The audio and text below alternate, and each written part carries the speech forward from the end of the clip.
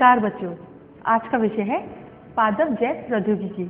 पादप जैव प्रौद्योगिकी में हम निम्न बिंदुओं का अध्ययन करेंगे। पादप जैव प्रौद्योगिकी में हम सबसे पहले इसका परिचय देखते हैं। परिचय: मनुष्य ने पालतू जंतुओं एवं लाभदायक फसलों के जीन प्रारूपों में सुधार कर उन्हें अधिक उपयोगी बनाने का सतत प्रयास किया है। इस प्रक्रिया में दो प्रमुख चरण होते हैं। पहला, आनुवंशिक विविधता का उत्पादन एवं दूसरा, वांछित जीन प्रारूपों का वर्ण। हमारे अगले बिंदु में हम पादप उत्तक संवर्धन की परिभाषा और विभिन्न तकनीकों को समझेंगे।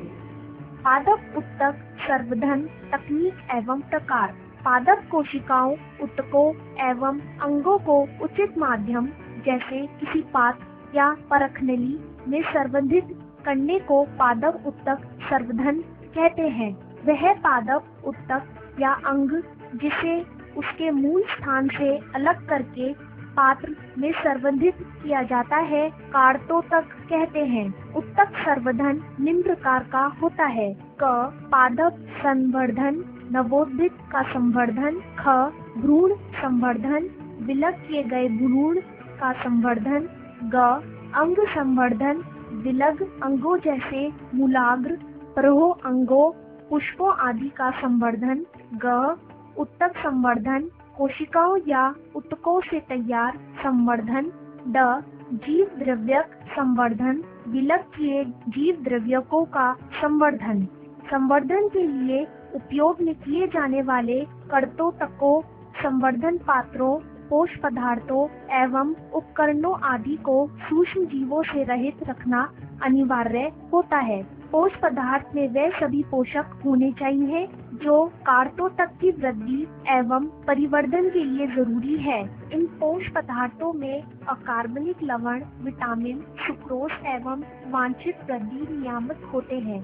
पादप उत्तक संवर्धन में अधिक उपयोग में आने वाले वृद्धि नियामक ऑक्सीन जैसे 2,4 डाइक्लोरो ऑक्सीन, एसिटिक अम्ल एवं साइटोकाइनिन जैसे बेंजील अमीनोप्यूरिन आदि ये वृद्धि नियामक पादप उत्तक संवर्धन में कोशिका विभाजन एवं उनसे अंग पुनरुत्पादन के लिए जरूरी होते हैं। तो बच्चों, पादप उत्तक संवर्धन तकनीक के बाद अब हम संवर्धन के प्रकार जैसे कैलस संवर्ध, निलंबन संवर्ध आदि विस्तार से देखते हैं। पादप उत्तक संवर्धन के प्रकार: पादप उत्तक संवर्धनों का प्रकार सामान्यतः उसके संवर्धन आरंभ करने की उपयोग किए गए कार्तोतक आदि पर निर्भर करता है। कैलस संवर्ध: कैलस संवर्ध कोशिकाओं का एक असंगठित समूह होता है। इसे एगार पोष पदार्थ पर संबंधित किया जाता है। इस पोष पदार्थ में सामान्यतः ऑक्सीन एवं साइटोकाइनिन उपस्थित होते हैं। जब कार्तोतक को इस माध्यम में रखते हैं तो इसका बहुत सी कोशिकाओं में विभाजन प्रारंभ हो जाता है, जिससे 2-3 सप्ताह में इन कार्तोतक से कैलस एक असंगठित कोशिका समूह के रूप में प्राप्त होते हैं। अब हम प्रोटोप्लास्ट संवर्धन एवं कायिक संकरण का उपयोग और महत्व चित्रों के माध्यम से समझेंगे। प्रोटोप्लास्ट संवर्धन एवं कायिक संकरण। कायिक संकरण का महत्व: विभिन्न किस्मों या जाति की कायिक कोशिकाओं के जुड़ने से प्राप्त संकरों को कायिक संकरण कहते हैं तथा इसके उत्पादन की प्रक्रिया को कायिक संकरण कहते हैं। इसके निम्न चरण हैं: क, एंजाइमों की सहायता से प्रोटोप्लास्ट प्राप्त करना, जैसा कि निम्न चित्र में समझाया गया है। ख, PEG से प्रेरित प्रोटोप्लास्ट संयन एवं संकट कोशिका निर्माण, जैसा कि निम्न चित्र में समझाया गया है। अब हम नई पादप किस्मों का निर्माण और उसका परिवर्तन देखते हैं, जिसमें हम विभिन्न प्रकार की विधियां, उत्परिवर्तन, बहुगुणिता, संकरण आदि का विस्तार से अध्ययन करेंगे। नई पादप किस्मों का परिवर्धन: पादपों की नई किस्मों का निर्माण जटिल एवं लंबी प्रक्रिया है, जिसमें विभिन्न चरण होते हैं, जो कि निम्न है: आनुवांशिक विविधता उत्पन्न करना, पादपों की जीनी रचना में परिवर्तन करना आनुवंशिक विविधता कहलाती है। जिसे निम्न विधियों से प्राप्त कर सकते हैं। क जनक द्रव्य संग्रह, किसी फसल और उसकी संबंधित जातियों में पाए जाने वाले सभी जीनों को उस फसल का जनक द्रव्य कहते हैं। ख उत्परिवर्तन, किसी भी जीव के गुणों में आकस्मिक एवं वंशागत परिवर्तन को उत्परिवर्तन कहते हैं। ये दो प्रकार के होते हैं, रासायनिक उत्परिवर्तन, भौतिक उत्परिवर्तन। ग संकरण, इसमें विभिन्न जीन प्रारूप वाली व्यष्टियों के बीच संगम को संकरण कहते हैं। घ बहुगुणिता, पादप स्पष्ट केंद्रीय होते हैं जो प्रायः या द्वितीय होते हैं या फिर बहुगुणित होते हैं।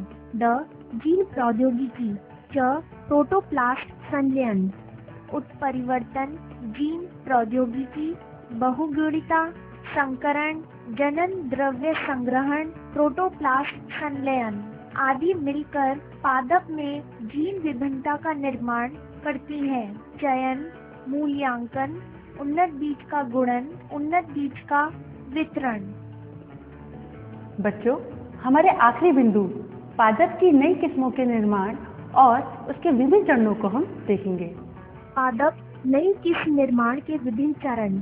चयन, अच्छे एवं वांछित गुणों के पादपों का चयन किया जाता है एवं उनके बीजों से अगली पीढ़ी उगाई जाती है, जिसे चयन कहते हैं।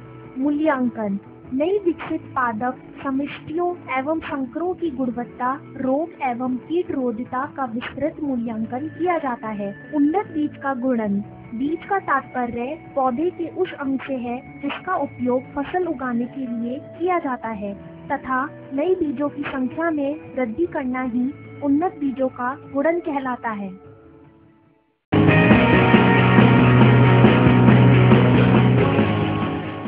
जीन अभियांत्रिकी में हम निम्न बिंदुओं का अध्ययन करेंगे। सबसे पहले परिचय में जैव प्रौद्योगिकी की परिभाषा और आनुवंशिकता में उसकी महत्वता को समझते हैं। परिचय, जैव प्रौद्योगिकी मानव कल्याण हेतु डीएनए हेरफेर के अनुप्रयोग की विज्ञान है। यह परिभाषा जैव प्रौद्योगिकी में आनुवंशिकी के महत्व को प्रकट करती है।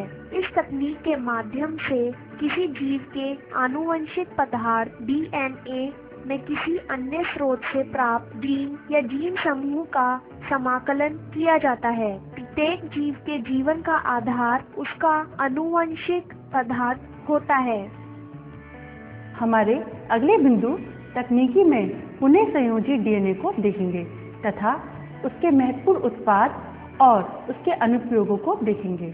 तकनीक, पुनः संयोजी डीएनए, इस तकनीक के माध्यम से किसी जीव के आनुवंशिक पदार्थ डीएनए में किसी अन्य स्रोत से प्राप्त जीन या जीन समूह का समाकलन किया जा सकता है। इस प्रकार के जीव जिसमें अन्य स्रोत से प्राप्त जीन भी हो आनुवंशिकतः रूपांतरित जीव कहलाते हैं। दो अलग अलग जीव अ व ब से प्राप्त डीएनए में दोनों डीएनए को क व ख में विभाजित किया जाता है और पुनः दो अलग डीएनए के जोड़े बनाकर लाइगेज एंजाइम द्वारा जोड़ा जाता है, जिसे पुनः संयोजी डीएनए अणु कहते हैं, जो कि एक डीएनए की संरचना को दर्शाता है। महत्वपूर्ण उत्पाद एवं उनका अनुप्रयोग है।